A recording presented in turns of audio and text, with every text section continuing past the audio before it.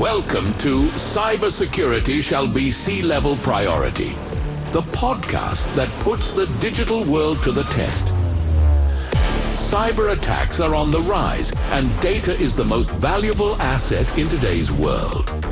But how can we protect what matters most to us? Drawing on the latest insights, effective strategies, and practical tools, we'll show you how to create a more secure digital environment. Because one thing is clear: security isn't negotiable. It's a top priority. Hello, and welcome to a new episode. Cybersecurity is a top priority, the podcast. Today with Timo. Hey, Timo. Hi, Nico. It's great to be here. Everyone who doesn't know you yet, why don't you tell us a bit about yourself? Sure. So actually, I always love to start by talking about that with the field of information security. That's where I started getting into it. In the 8th grade, back then, I saw Hackers on the FBI network with Angelina Jolie for the first time. I think I watched that movie every day back then. And I actually started hacking our school network. So if our former administrator is listening right now, greetings. And I could actually change grades in report cards. And then I helped to correct everything. That's how it all started. I actually studied information security at TU Darmstadt. I started, and then in my first years, in my professional life, I practically began at Lufthansa Industry Solutions as a penetration tester. From there, I then went to Deutsche Bahn. There, I worked in the CISO area and later took over the team focused on information security assurance. So everything that has to do with offensive security measures. And then the next stop was actually, and that fits nicely with the topic today, I'm the CISO of a large running shoe manufacturer from Switzerland, where I practically took on the topic of security as the first dedicated security hire. And from there, I decided to go to operational services. Now I'm here as the head of security and audit. We are service providers for companies of all sizes, from small, medium-sized companies to large corporations across all industries. And we provide consulting in the area of security, but we also offer external information security offices. And yes, that's where we got to know each other in that role, because we also started working together. And now I'm looking forward to talking a bit with you about today's topic. You've already teased the topic a bit. We want to talk about that. How do I become a CISO? Or rather, I want to address this cliche right away. Today, we're not specifically focusing on the term CISO, but rather on the general topic of how to be successful in the field of information security, or what obstacles or hurdles are there on this path. And above all, we want to stir up that cliche, or rather break it down. What exactly is a CISO?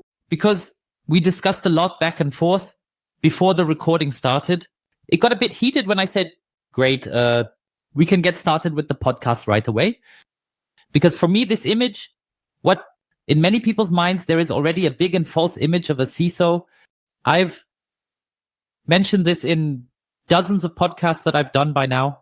It's been mentioned time and again that there should be this all-in-one CISO in the eyes of many companies. Now, we've already touched on the second topic in advance. That was also a topic in the discussion.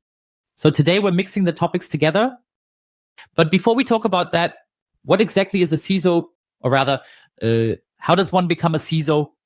Maybe first the question to you. You've already hinted a bit at your career path. What did you do?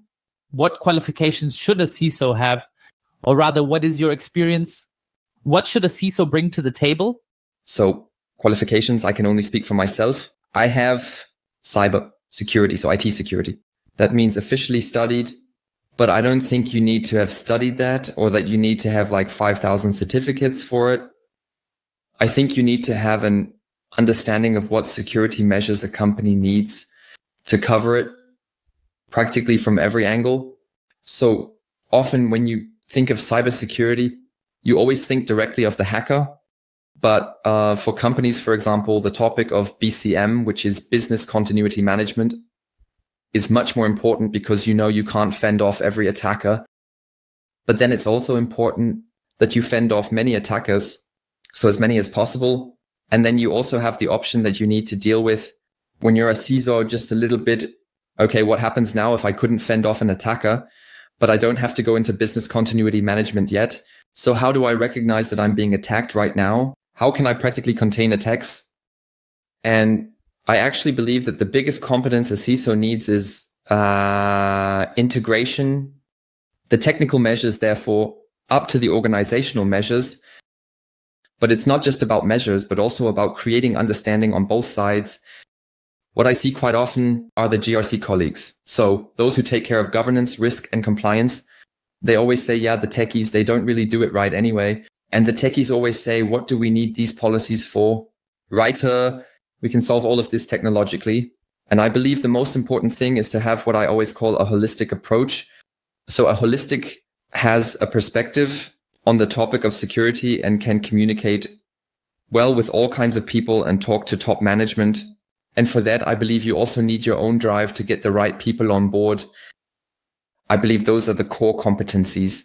You brought up an important topic, and I would like to delve into it a bit more. And you said, above all, a CISO isn't always the techie, but they also don't have to only represent governance. Now, I've often noticed this, that many people say a CISO must also have technical understanding. I myself am also a CISO for buying dozens of companies as an external consultant. I don't call myself a CISO either, but I call myself part of the information and security team, even if it's always predicted that way, that I am an external CISO.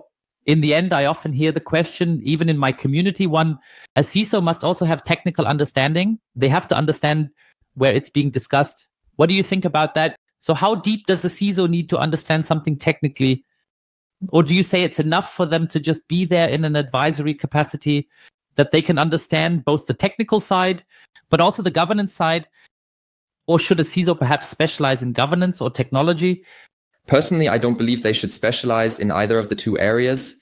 I believe they should have a certain level of understanding of everything.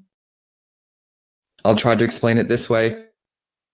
A CISO doesn't need to be able to configure a firewall or conduct a pen test, but they need to have a rough understanding when there is a finding in a penetration test. What risks does that pose for their company? Namely, first and foremost, what risk does that pose for this system that was pen tested? And how do I derive the overall risks for my company? And what are the right risks?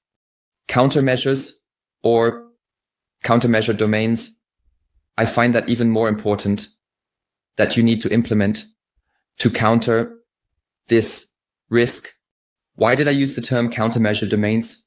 So one domain could be you need to separate networks. That could be one such countermeasure domain. Whether you implement direct zero trust comprehensively or whether you start with micro-segmentation or a holistic segmentation, that's not so relevant for the CISO. So it is relevant for him later on. What exactly is being done, because it has different costs, but for him, it needs to be clear first, okay, we need segmentation. And then there are experts who can support him with that. For example, finding the right technology for segmentation or the right approach, the right process. That means he needs to have a certain level of understanding of everything, some knowledge, but he doesn't need to understand everything down to the smallest detail. But he always thinks from the outcome perspective. He is a leader, and leaders think from the outcome perspective. And if the outcome is right, then he has his experts who will advise him in detail. That's my opinion. What about yours? So I would say I can absolutely agree with your opinion 100%. But one thing needs to be made very clear. I would say that would be the dream world of a CISO. I'll say in the realistic world, unfortunately, it looks quite different. Namely, the CISO is usually alone. So I know many CISOs, ISBs, whatever you want to call them, who have this role, the MO advisor. I see the CISO as an advisor. He should advise the management and share information, or also make decisions regarding information security, cybersecurity in a company. The problem, what most CISOs have in many companies, I don't want to say that it's the case in all companies, but in many companies where I've noticed that they are alone, they're just, as we say in German, the all-purpose solution. Now I'm using the term again, but I love this term because it says so. Much as it unfortunately happens in today's world, a CISO has to be an all-purpose solution. He needs to be very knowledgeable on the technical side when it comes to IT topics, but also be knowledgeable on the management side. Because in the end, he has to provide the management with the decision, or at least should make a decision. Whether the management takes it on board or not, that's a whole different matter.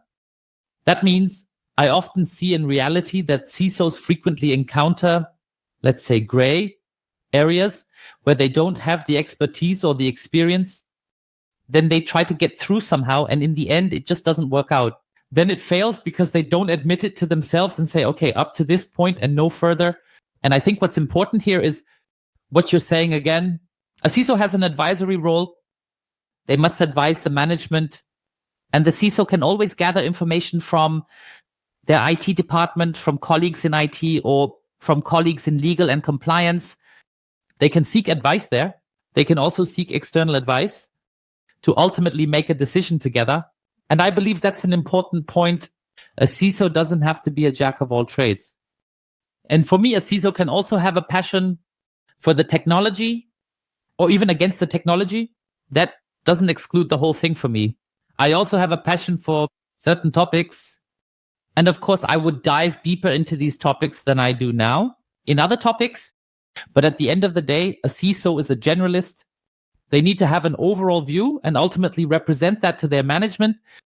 And that's why it is the case that if you are now a jack of all trades or a one-man show in a company, you should always think about that. Okay, what are my multipliers in the company, or who can I talk to about this? Who can help me with that? And I believe that for me, the most important quality of a CISO is this humanity, this, I like to call it a kindergarten teacher for everyone. I don't mean that in a bad way, but I really mean it. You're sitting at a table. On one side is IT. On the other side sits management, and maybe compliance is sitting there too. And everyone is arguing with each other. Who stole the spoon or who stole the lollipop? And you have to somehow try to bring some calm into it and make sure that all sides understand each other. So to make the whole thing a bit clearer, let's take your firewall as an example again. Management might first focus on usability, wanting to simply get into their company, or rather connect me so that my employees have fewer problems. Compliance says, for example, but we have a policy that does it this way or that way, or we need to pay attention to this. Or IT says, but we want to have this and that.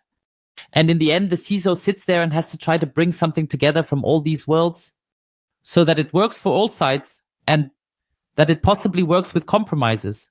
And for me, that's the greatest gift a CISO must have these days, namely in dealing with people, talking to people, frequently convincing people, and also sometimes getting caught in the crossfire in a dispute, like that kindergarten teacher role. You just said two things that I find really interesting. And one thing is about the jack of all trades. I always have this saying on my lips: he who wants to be good at everything can't do anything right.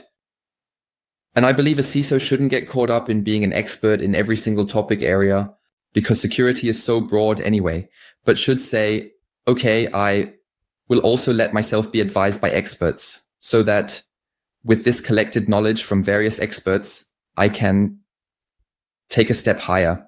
As you just called it, the advisor to the board. That's one thing I find really interesting. And there we have it too. The same opinion. And the other thing, you just brought up the example with the firewall. I would take another example: information security and human resources. And many companies, so information security is more than just pure IT security. It involves all the information that affect the company.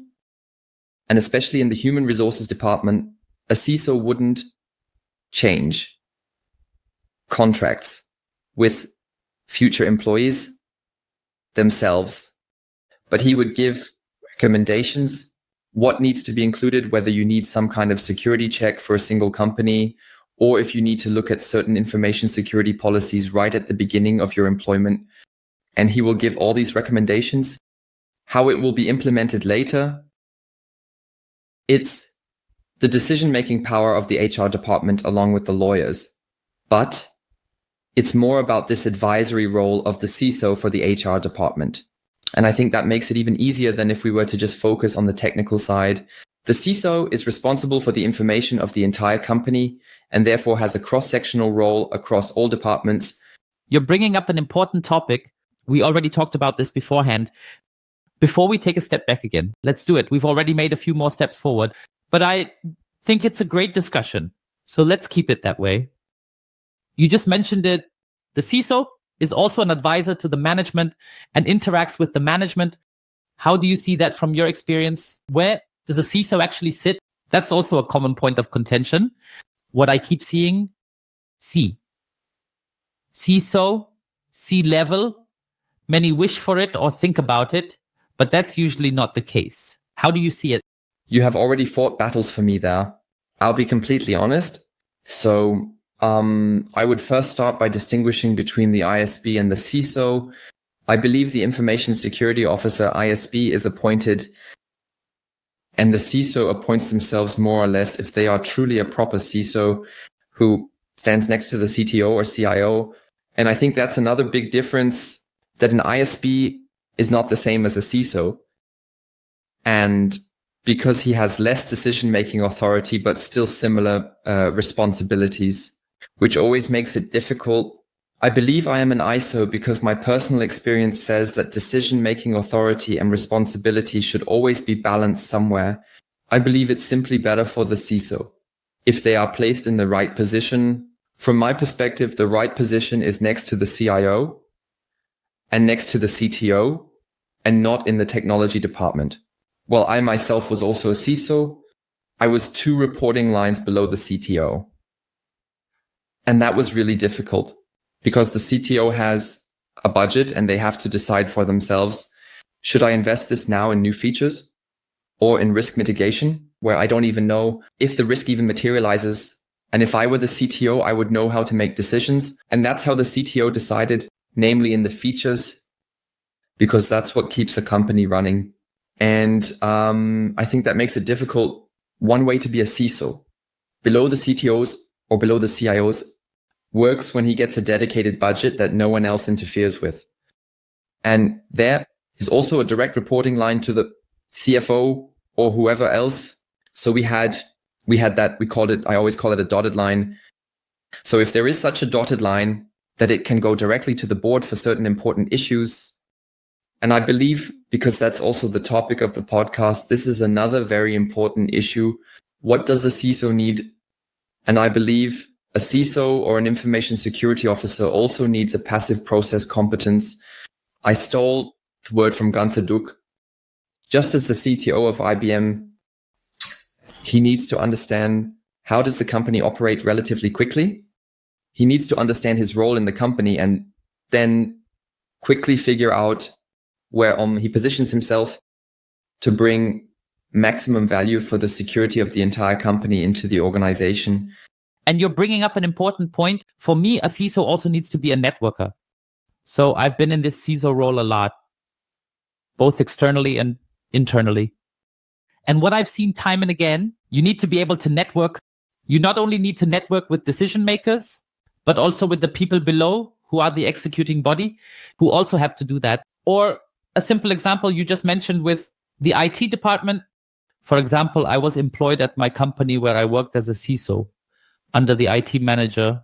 And my problem wasn't that the IT manager was constantly sabotaging me or saying, hey, you can't do anything or something like that. That would be a simple issue. But exactly as you said, the budget is one thing, but the other issue is the implementation. Hey, you can't do anything like that. That would be a simple issue. But exactly as you said, the budget is one thing, but the other issue is the implementation. As a CISO, I have to provide advisory for topics that the IT might then need to implement. And that was always a huge drama because it's all about, I say something, then IT has to implement it. The one who has to decide that how this works in terms of costs and budget is just my boss. And then my boss naturally approached me more often and said, hey, can't you do it this way or that way? Or can't we do it this way or that way? Of course, I also had a dotted line to the managing director. But what does a managing director do at the end of the day? He naturally gathers multiple pieces of information. He naturally asks the IT manager or has a conversation with them. And they say how they are looking for it and so on and so forth. So these competency levels, I'll call them competency levels. For now, maybe that's not the right term. But for me, it's also a big issue. It's why many CISOs can't work effectively because they end up being held back.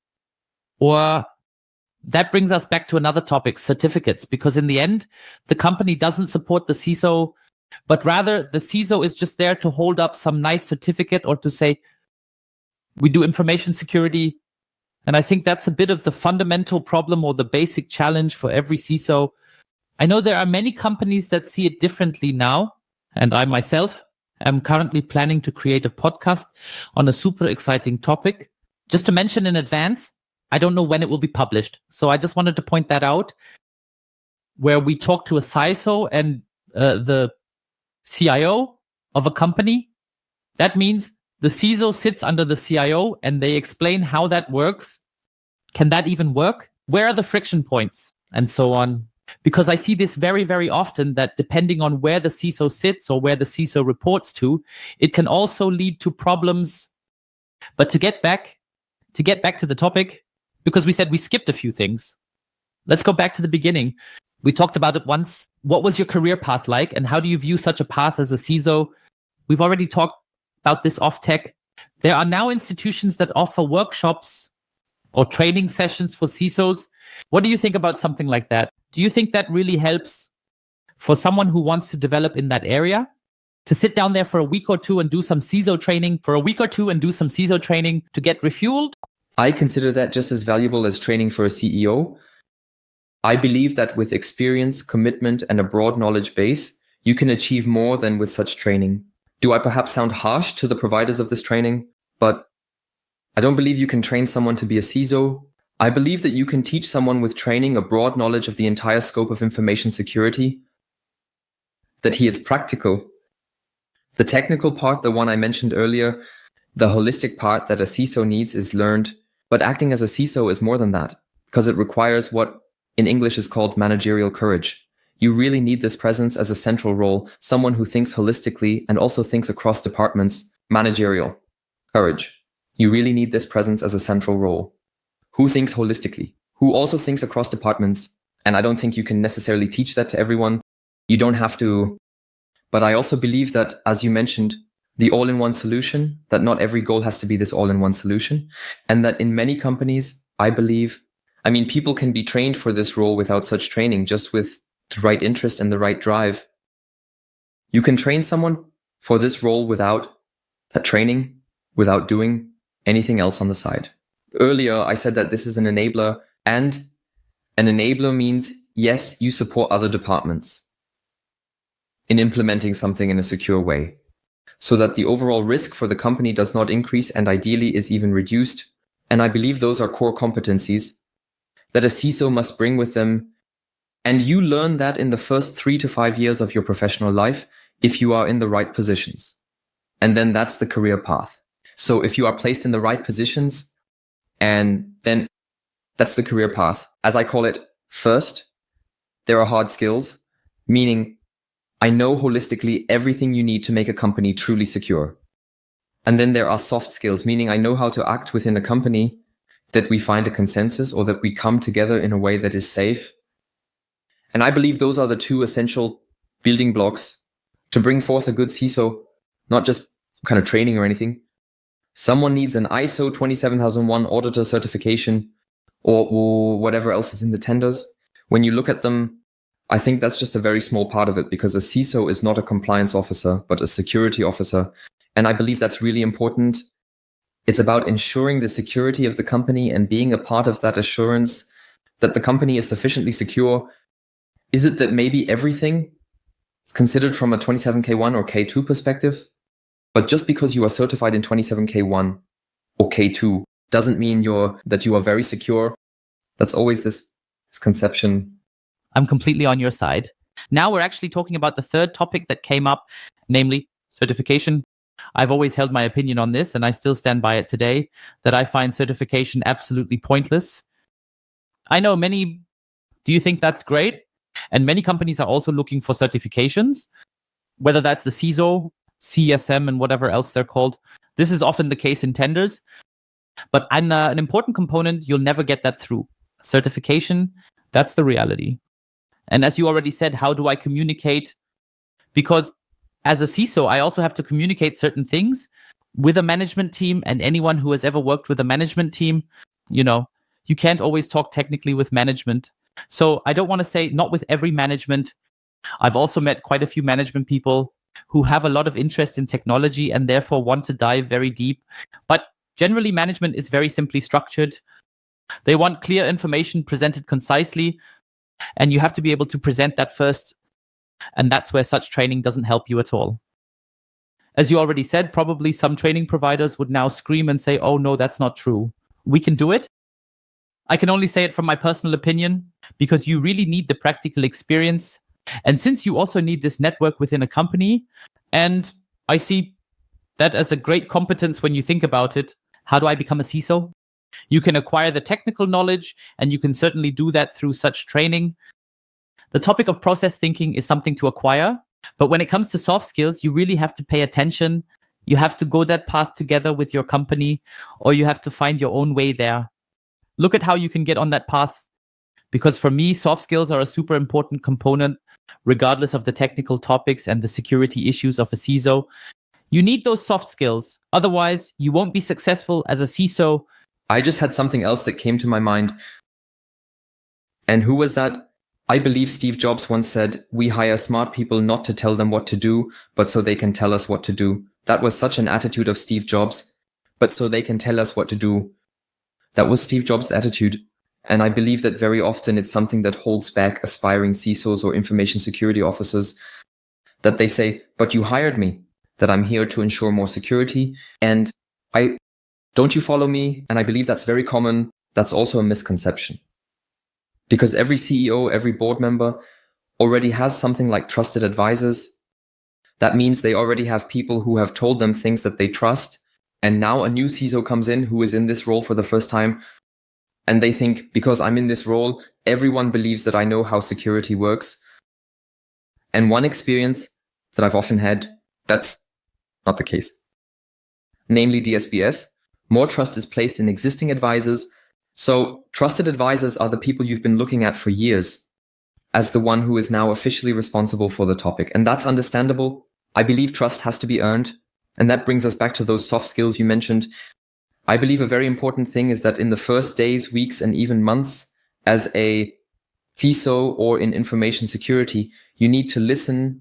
I always tell everyone to listen for 100 days, because that's when you really understand all the processes and the different things. And then through listening, based on what you've heard, having more information to also become a trusted advisor, because you have to build trust. That happens by understanding what drives the business around and then really being able to help to solve problems. You just brought up an important topic, which is helping to solve problems. Now, let's completely move away from that. We talked about how to become a CISO. What competencies do we see in this CISO? Our personal opinion. Now, let's talk about the topic, the challenges of a CISO. Let's set aside the fact that we don't need to tidy up the topic anymore. Where is he sitting? How does he work? And so on and so forth. What challenges do you see in your daily life as a CISO? So what happened to you during your time? The biggest challenge is that is perceived as a solution supporter, because security people are always seen as the ones who raise their hands and say, no, that's not how it works, or as people who throw obstacles in the way. And I believe that if you do your job right, you'll also be seen as someone who helps to solve something or throw problems in people's way, throw stones in their path. And I believe that if you do your job right, you'll also be seen as someone who helps to solve something and to do it in a better way than if he hadn't been there. I think that's the big challenge, to position yourself in such a way and to be perceived that way. How did you deal with the enormous responsibility back then or even today? I keep hearing that over and over. I once had a podcast on the topic of CISO equals burnout. For example, many CISOs suffer from burnout, although I have to say that this doesn't just apply to CISOs, but to everyone in the consulting field. I mean, I'm not saying anything new when I'm still talking about the fact that there still isn't a 40-hour work week in the consulting field. So anyone who still believes that has never worked there, but especially with the responsibility of a CISO in a company, there is also a lot of pressure on that. How do you see that? So, for me back then, I like pressure. I actually believe that pressure is only put on people from whom great things are expected. In that sense, pressure is a privilege. My very personal opinion on that. And I think you have to learn to deal with that. And you can't save the world as a lone fighter, especially if you're a CISO alone in the company. You can't save it. You have to find allies.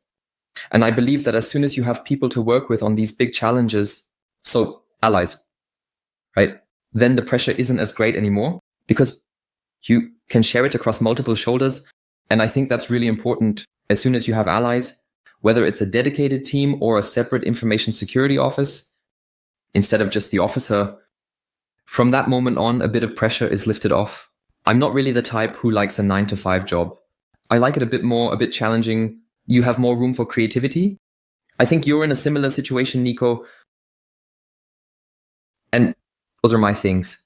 I also believe that even if something goes wrong, it's often the case that there are also companies, not very often, but there are some individual companies, they have filled this role to have someone to blame. If something goes wrong, if you get hacked, and you have to be clear about this role yourself, I can't ensure it alone. I can set up the framework for that, namely with networks, with a holistic approach, that the probability that we will be attacked decreases, but it will never drop to zero. And if an application owner doesn't follow my guidelines, and that's why the system gets hacked or something else happens, unpleasant, but it's not solely my fault. It's part of my responsibility. Responsibility and blame are often used as the same thing, as synonyms, but it's not. You're bringing up a really important topic that I keep hearing about. Guys, we are human. We make mistakes. So we live in a culture of mistakes. That's just it. It's also a topic that I keep seeing, that people don't want to admit their mistakes, or rather say, okay, I have to deliver 100% so that it actually works. But that's not true. You can also deliver 10% or 20% at first. And I think that's also part of the pressure. And I'm with you. I love that too, when you have that pressure, because I think that with this pressure, you also come up with completely different ideas. You become much more creative. You start looking for other things. But you also brought up the most important point for me again, namely network. You are never alone. In your company, there are always a lot of people who might not be directly involved with the topic, who have a passion for it, or also have a passion for it. I always like to say this again, the skilled labor shortage that's being talked about by all sorts of people. Yes, we have a skilled labor shortage, but we also have just as much know-how, resources, and people in a company who want to do this or maybe can do it and who can also be supported. And that's exactly what you need to tease out a bit in the role of a CISO. Who has the passion for it? Who can support me with that? Who can I give a voice to now so that he can support me with that? And then I think you can handle that pressure that you might have. It's also very easy to break it down. And at the end of the day, you just have to admit it to yourself. You make mistakes. Mistakes are human, and it doesn't always have to be the 100% solution that don't even exist. Now, looking at the time, I might ask you 3 questions again.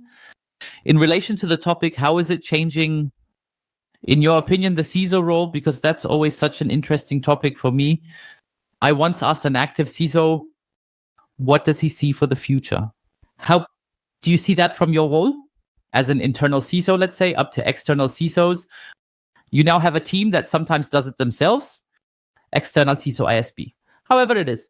How have you experienced that in recent years? How has the role of the CISO changed? So I believe that in many companies, it has shifted strongly towards compliance. But I think that will go back again. I think currently, due to all the regulations that the EU has published, it's going a lot towards compliance. But now it will swing back. The pendulum will swing back. You will notice again, okay, I need the right measures in place to not just be about compliance, but really to be secure. So I believe the pendulum is swinging back right now. It's October now, and things are getting exciting. How things will continue with the S2 exactly in the coming months and years. But I think people will realize again that just being compliant isn't enough. It's one thing to be compliant, but it's another to actually be secure. The other thing, and the latter, ensures that you also implement more things in a high quality way, not just a paper tiger. Do you see a CISO also dealing with the topic of the AI Act in the future? So a CISO should also engage more with the topic of AI, the act, and so on in the future. Engage with it? Or do you see it more from the governance perspective? Do I have a similar opinion on the topic? Data protection. So data protection is my opinion. The data protectors describe what needs to be protected. The CISO describes how it is protected. And I believe that the topic of data security also needs to be applied in AI to ensure that companies remain confidential, that personal data remains confidential, that companies remain confidential, that personal data remains confidential, that certain things do not leave the company, or that this system is not hacked is still the responsibility of the CISO. How to handle the data internally. For me, within AI and the AI Act, it's outside the CISO's scope, competence, fits best. How do you see that? I see it the same way. I also believe that the role needs to be defined first, where the topic of AI is connected. I once had an interesting podcast about that too. Feel free to check it out, where it's exactly about what is AI, how does it work? And I also asked that question, do you see that in the role of a CISO, a data protection officer, or however you want to call it? And the answer was very clear, no, not really. That's a separate topic. And certainly you can also include that competence in an information security officer or data protection officer. But I'm also a fan of stopping adding more on top of everything. I'm already familiar with the idea that the data protection officer and the information security officer are in one role. For example, because one thought, well, data protection and information security, they somehow go together. Then we don't need an extra role for that again. But at some point, it has to stop with the workload. You can't just pile on ISB, DSB, and AI on top of each other. Then it really leads to a point where it just doesn't work anymore. And I think the topic is still so new. I don't want to say it's not new, but it's still so fresh, especially the topic of AI, which still needs to be figured out. How do I deal with that? And who is ultimately the right person for that? My last question to you, especially for those who are now thinking about it. Okay, I want to start on this path to becoming a CISO, or maybe I'm already an information security officer, and now I would like to become a CISO. Were there any people for you, mentors? Did you look at or get tips from back then? Did you get help? Did you have any that accompanied you on your journey? All the people you can find on YouTube who deal with the topic of leadership and bringing together techies with management. So I think Simon Sinek is a really, really big authority. To mention here, I already mentioned Günter Dück earlier. There's also Ben Horowitz. The Hard Thing About Hard Things, great book. So a lot of literature. I didn't have a direct mentor. At some point, I discovered business coaching for myself. But that's actually more to shed light on the soft skills level. Otherwise, I'm afraid I can't give any tips. But all the authors and books I've just mentioned are highly recommended. Great. Highly recommended. Great. Of course, I'll include, just like